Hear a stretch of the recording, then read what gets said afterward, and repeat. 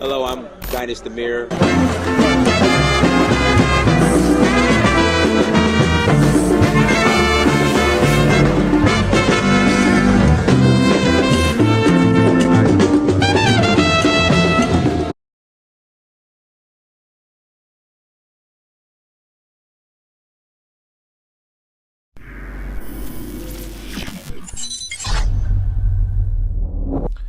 Well, I interviewed Akon recently, who's from Senegal, and he upset a bunch of people because he was saying how in Africa, in Senegal in particular, there's really not a very big focus on slavery.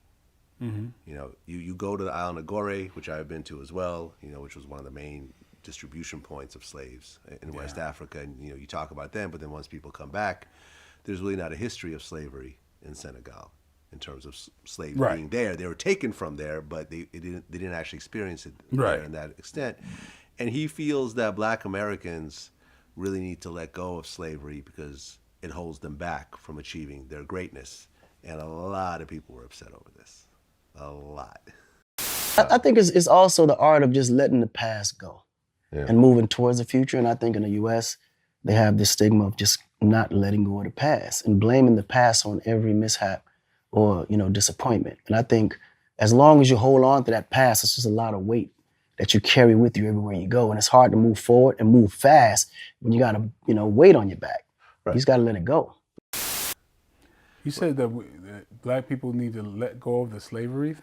Well, need to stop talking about and holding on to slavery because that keeps them from achieving their heights. I got to agree with them. Do you agree with them? Oh, absolutely. I don't totally, I mean, listen, I'm not Black, but I don't totally agree with them. As a Jewish man, I feel like we still have to talk about the Holocaust. I don't feel like it holds me back, but we should always remember what happened so it doesn't happen again. But, you know, he felt that, you know, he was someone who grew up in Africa until he was about, I don't know, 10 years old, and then he went to the U.S. and then spent his adult life there. He's coming from a perspective that he's not bound by that. Exactly. So it's clear to him that just, I mean, I would encourage as many people to please visit Africa. 100%. I mean, my goodness. I have visited Africa. Yeah, because it's like, and then you start just thinking, you think, okay, who are the Africans you know? Doctors, right? You know, like very, you know, respectable people. Like going to different, every country I've been in like several countries in Africa, and every time I go there, it's like I meet some of the most brilliant, beautiful people, super functioning societies. You know, I realize how loud my ass is because everybody's like, yes, sir, we have your room. It's like, huh? You know, so every country in Africa, everybody speaks very, you know, it's softly, yeah. And I do a lot of talking to, you know, a lot of the men folk, and you realize, and I would like people to start thinking about this.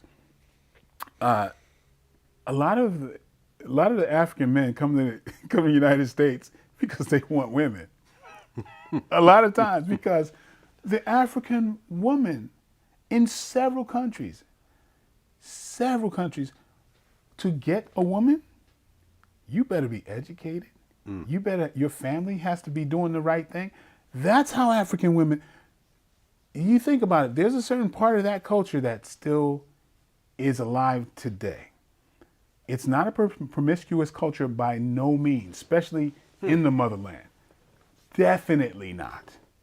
Definitely not. And you look at African movies. Do you see loose African women? Hell no. Never really thought about that. Yeah, talk to some African men. They're like, you know, the Nigerians that's why they're so aggressive, because for you to get with a woman that you gotta juggle while tap dancing on a unicycle. You know, but that's the beauty of the culture. Yeah. The women, they pride themselves in their chastity. This is something that it's not hard to see, you know, really when you come down to it. And so, yeah, brothers got to, that's why even in this country, brothers' game got to be pretty damn sharp, even now, to get with you know, the queens, basically.